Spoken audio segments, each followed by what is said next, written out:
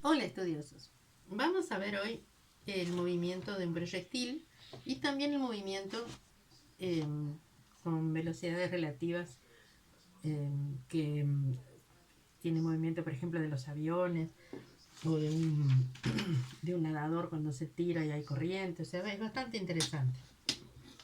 Son dos cosas diferentes, pero tiene que ver con considerar más de una dimensión para ese movimiento. Supongamos que eh, un avión se mueve, ¿sí? Hacia el norte. No sé si me sale el dibujito del avión. Vamos a hacerlo más así. Ahí está. No soy nada buena dibujando, así que lo siento, ¿sí? Tiene ese movimiento y queremos calcular cuál es su velocidad. Si en realidad él se está moviendo, o sea, tiene un viento, ¿sí? Que ejerce un arrastre de 50 kilómetros por hora en este sentido, norte, sur, este, oeste, ¿sí? Y esta velocidad del... Él logra ir sur-norte con ese curso, pero tiene una velocidad en esta dirección de 200 kilómetros por hora. Entonces, acá preguntaríamos, bueno, en realidad, ¿qué velocidad lleva? ¿Y cuál es el ángulo que tiene que ejercer para poder realmente poder ir en este rumbo sur-norte y no en este, que es el que estaría realmente ejerciendo si no hubiera viento? ¿Sí?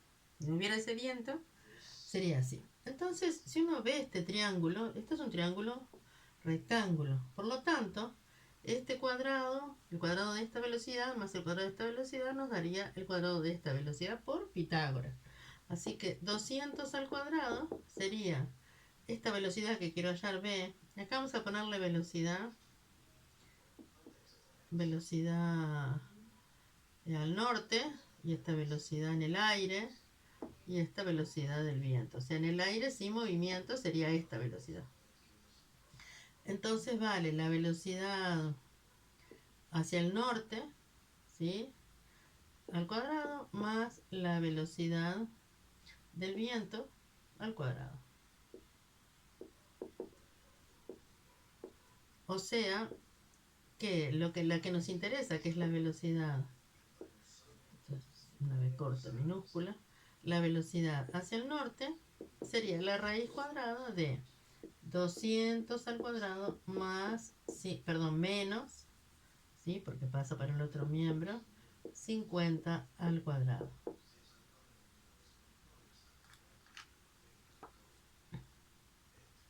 Esta velocidad hacemos el cálculo.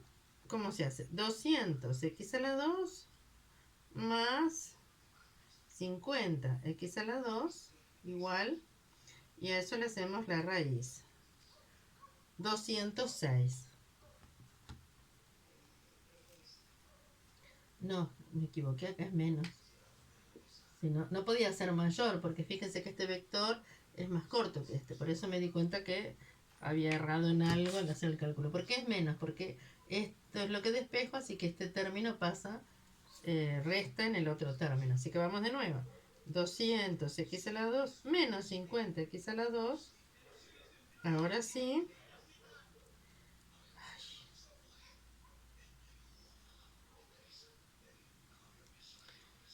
Bueno. Me río porque a veces una cuenta sencilla, todos la podemos complicar. Raíz. Ahí va, 193,6, que voy a aproximar a 194 kilómetros por hora. ¿Tengo necesidad de pasarlo a metros por segundo? Bueno, en realidad no. En realidad no, porque si todas las medidas están en kilómetros por hora de la velocidad, lo puedo dejar así. Y este ángulo, dado este triángulo, fíjese que como es rectángulo, este ángulo tengo los tres lados, así que puedo hacerlo de varias formas.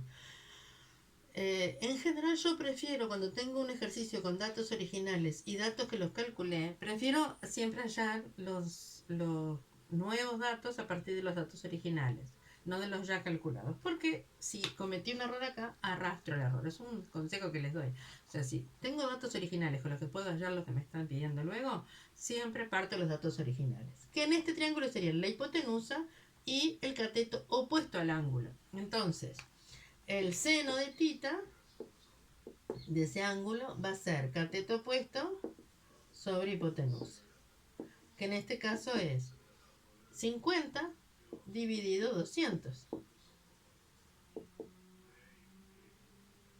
50 dividido 200 es como 5 sobre 20, es 0,25. Por lo tanto, ¿cómo hacemos si tenemos el seno de un ángulo? ¿Cómo sabemos el ángulo? Sería, matemáticamente se conoce como el arco seno del valor. En la calculadora es shift o inverso o second F, o sea, depende de la teclita que tengan acá, seno de 0,25. Y este es tita. Shift con T. ¿Sí? O sea, hacemos la cuenta, ¿ven? Hacemos. Acá en mi calculadora es shift, pero en otras es inverso y en otras es second, como second function. ¿Por qué? Porque si ustedes observan, esto significa que las teclitas arriba tienen otras, acá tienen ciertas funciones y arriba que tienen otras, a esas acceden con esto. ¿Sí? Esta calculadora no es de las más avanzadas, así que si tienen otra más avanzada, pues supongo que igual podrán, siempre abarca las funciones de las más sencillas, así que supongo que esa información también les sirve. Así que hacemos shift seno de punto 25 y me dice 14,5 grados.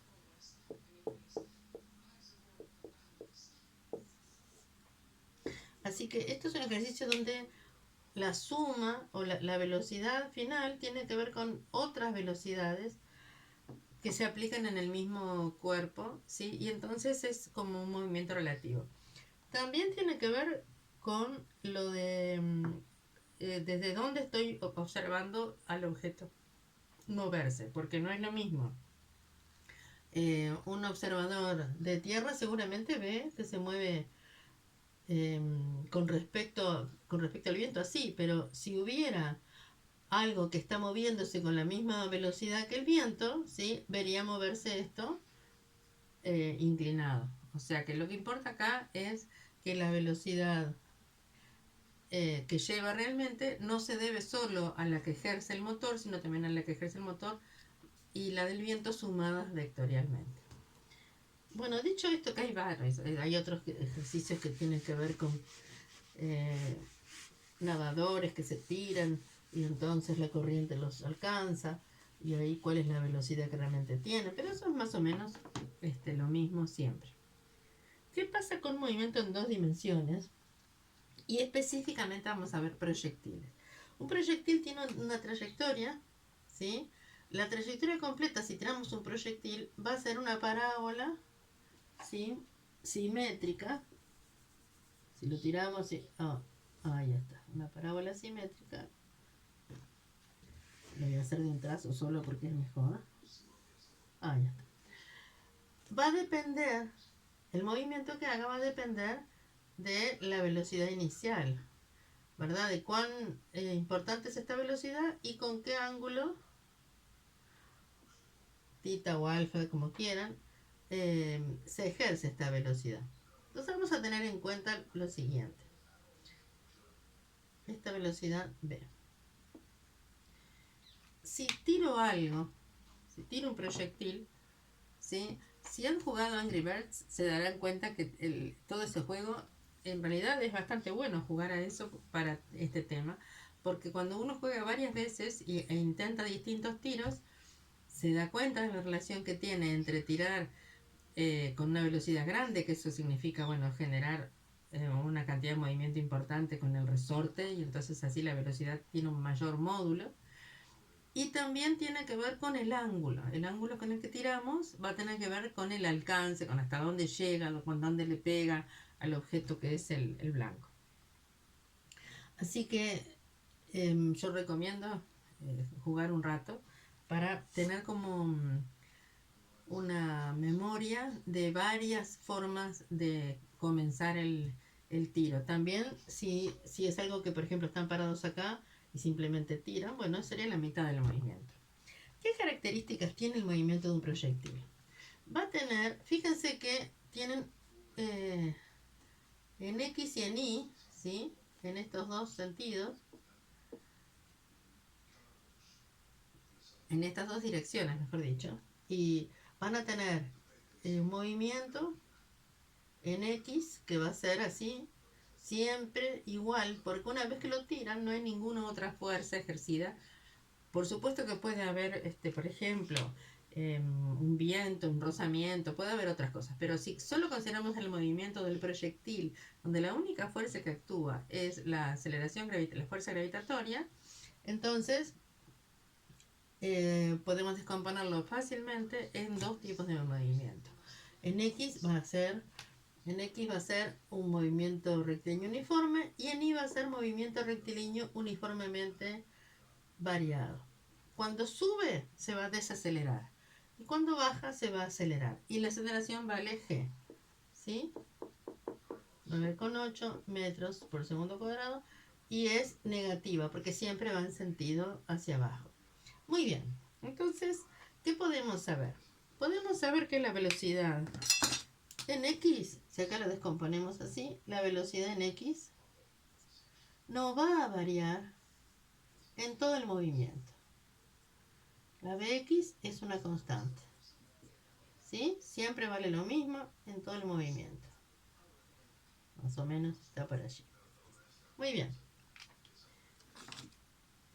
Y como es una constante, siempre va a valer delta X sobre delta T en cualquier parte, ¿sí? Y además, si la pienso acá, ¿qué relación tiene Bx con la velocidad v con la que realmente se tira? Porque es como que, bueno, yo tiro algo así y lo descompongo en una Bx y una Bi, ¿sí? Pero el movimiento no es ni de Bx ni de Bi, el movimiento va por acá. Pero cada una de las velocidades las puedo descomponer en dos componentes, de las cuales la x no cambia. Entonces, como vectores, acá este triángulo también es rectángulo. Entonces, de este ángulo, este es el cateto adyacente, ¿sí? Así que es igual a la velocidad de esta con la que parte, vamos a decirle BI inicial, o B sub 0 también se le puede poner, por coseno de tita. ¿Sí? Entonces ya ahí tenemos algo que tenemos que recordar para cuando tengamos ejercicios para hacer. Bx es igual a B inicial por coseno de tita. Esta B inicial es en tangente a la trayectoria, no es ni en X ni en Y, sino la que es efectivamente la que ocurre. ¿Qué pasa en Y? Si lanzo algo con una velocidad inicial en Y, esa velocidad inicial en Y, y a esa sí le voy a poner inicial, vale la velocidad, pero fíjense que este lado es igual a este tamaño es igual a este. O sea que me queda opuesto al ángulo tita. Así que va a ser como B sub I por seno de tita. ¿Sí? Estas son todas ecuaciones que vamos a necesitar. Así que tengámoslas en cuenta. ¿Qué va pasando con la velocidad en I? La velocidad en I va disminuyendo. ¿Sí? Entonces, como disminuye la velocidad en I, fíjense, la velocidad queda un poco más, un poquito más larga acá, para que sea coherente. Ahí está. Ahora sí. Bueno. Eso. Esta velocidad en cierto momento ven que es más pequeña que esta. Y esta es la velocidad v en cierto momento. Se va haciendo más pequeña, más pequeña, más pequeña. ¿Por qué? Porque la velocidad en I va a ser igual a la velocidad inicial en I menos g por delta t, por el tiempo transcurrido. ¿Por qué le pongo menos? Porque yo en realidad más, pero con el valor negativo. No nos olvidemos que al ascender ¿sí? Va a ir disminuyendo la velocidad. ¿Hasta dónde va a disminuir? Y bueno, cuando llega acá arriba, ¿cómo hace el objeto? Si pudiéramos detener el movimiento en cierto punto, decimos, bueno, lo tiramos, va disminuyendo, se queda quietito y luego empieza a bajar. O sea, acá hay un instante en que se queda quieto verticalmente, pero sigue su movimiento. O sea que horizontalmente no, pero verticalmente queda quieto. Por lo tanto, en el punto más alto, la velocidad ahí, vamos a decirle final, va a ser 0, porque ahí se detuvo. Y luego de ahí para abajo va a ser lo mismo, pero el camino es inverso, es decir, por ejemplo, la velocidad. Fíjense, si hacemos esto, que tenga sentido. ¿Sí? Esta es la velocidad final, total. No le voy a poner final, le voy a poner la velocidad en I en punto más alto. Bien. Esta velocidad final en realidad la puedo también descomponer en I en X. Y si nos fijamos, este ángulo va a ser el mismo que tenga acá. O sea, la misma altura, ¿no? Ahí no, pero la misma altura sí. Va a ser el mismo ángulo que tenga. Ahora sí, este ángulo, si estoy a esta misma altura, va a valer lo mismo que acá. Entonces, lo único que cambia, el largo va a ser el mismo de las velocidades verticales, pero cambia el sentido. ¿Sí? ¿Por qué? Porque cuando el movimiento es hacia acá, la velocidad vertical va siendo descendente. ¿Sí? Muy bien. ¿Qué más podemos decir? Las cuatro ecuaciones de movimiento. Fíjense que acá B sub X va a ser delta X sobre delta T en todo momento. O sea que cuando horizontalmente se movió hasta acá en un cierto tiempo, la velocidad en X la puedo calcular así. O puedo hacer al revés y decir, bueno, ¿cuál es el...? Ahora vamos a probar con uno numérico, ¿no? Pero para ver esto. Y en este caso se cumplen, o sea, voy a despejar de acá, ¿sí? Bx por delta t, porque muchas veces lo uso. Y como Bx vale esto, también puedo decir Bi por coseno de tita por delta t, por el tiempo transcurrido. Otra forma de calcular cuánto se movió horizontalmente. Bien, otra cosa para tener en cuenta es el mismo tiempo que demora en llegar hasta arriba es el que demora en llegar hasta abajo. Nuevamente, quiere decir que si puedo calcular un tiempo ahí, este es el doble de ese tiempo. El tiempo total. ¿Sí? Luego, a esta distancia se le llama R o delta X máximo, o sea, se le llama también alcance horizontal. Alcance horizontal. Y fíjense que es esto mismo, pero cuando este tiempo es el doble de llegar de acá hasta acá. ¿Sí? Se puede calcular de esta manera. Y en I son válidas las cuatro ecuaciones de movimiento. ¿Qué significa eso? Si acá yo tengo cuál es la altura, acá puedo ponerle I máxima, a veces se conoce también como H máxima, altura máxima, ¿está? La I máxima es cuando la velocidad final vale 0. Fíjense, si hacemos delta I igual inicial, B sub I 0 por delta T más G por delta T cuadrado sobre 2. ¿Sí? Esto se cumple, ¿verdad? Puedo despejar cuál es el espacio recorrido verticalmente en cierto tiempo. O puedo ver cuál es la I máxima. Para eso, fíjese que para hallar I máxima, yo tengo que decir que la velocidad en I final vale 0. O sea, para I máxima, si BI final, si BI es igual a 0, o BI final de un cierto movimiento vale 0, quiere decir que la BI, lo despejo de acá, si acá pongo 0, el tiempo que demora en llegar hasta arriba va a ser, lo despejo de acá, BI inicial sobre G. ¿Sí? Porque lo despejo de este. Paso dividiendo. En realidad va a ser, si esta BI final vale 0, por eso va a ser menos BI inicial en realidad, sobre G. Entonces, como G es negativo, está bien que sea menos porque así estos valores son negativos, un negativo da positivo y el tiempo tiene sentido un tiempo positivo. Si este tiempo lo uso acá, puedo hallar cuál es la altura máxima alcanzada. ¿Sí? Este tiempo lo despejo y lo uso en esta ecuación. Y después tengo que delta I puede ser velocidad inicial más la velocidad en cierto tiempo sobre 2 por delta t, y ahí tengo el tiempo transcurrido para que alcance esta altura, depende de los ejercicios que nos pongan. Y la última que nos queda es la de los cuadrados de las velocidades, ¿sí? O sea, velocidad en i cuadrado final o después de cierto tiempo va a ser igual a velocidad en i inicial más 2 por g por lo que se movió verticalmente. Así que el movimiento vertical es en el eje y estas cuatro ecuaciones. ¿Cuáles son las cuatro? 1, 2, 3 y 4. Esto es lo que hice, simplemente fue aplicar una. Y esta ecuacioncita de la velocidad, recordando que lo de los tiempos y lo de que esta velocidad final ahí arriba vale 0, este punto es importante para resolver el ejercicio. ¿Sí? Bueno, nos permiten resolver ejercicios de este tipo, muchos ejercicios de este tipo. Vamos por uno.